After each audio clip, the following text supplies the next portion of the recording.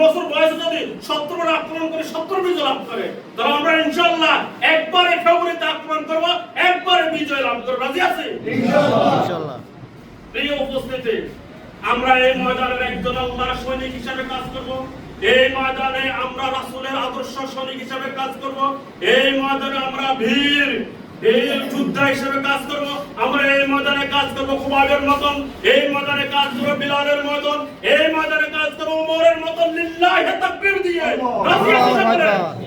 লিল্লাহি তাকবীর আমাদের থেকে আসবে, আমাদের থেকে অন্য কোনো বাণী আসবে না, অন্য কোনো স্লোগান আসবে না। একটা স্লোগান মুসলিমদের পক্ষে আসবে, যুবকদের পক্ষে আসবে, সেটা হলো লিল্লাহি তাকবীর। আল্লাহু আকবার। রাজি আছি ইনশাআল্লাহ। লিল্লাহি তাকবীর দিয়ে এই ময়দানকে ইসলামের ময়দান হিসেবে বিজয় ছিনিয়ে আনবো ইনশাআল্লাহ। এই কথা বলে আমি আমার বক্তব্য শেষ করছি। ওয়া আলহামদুলিল্লাহ।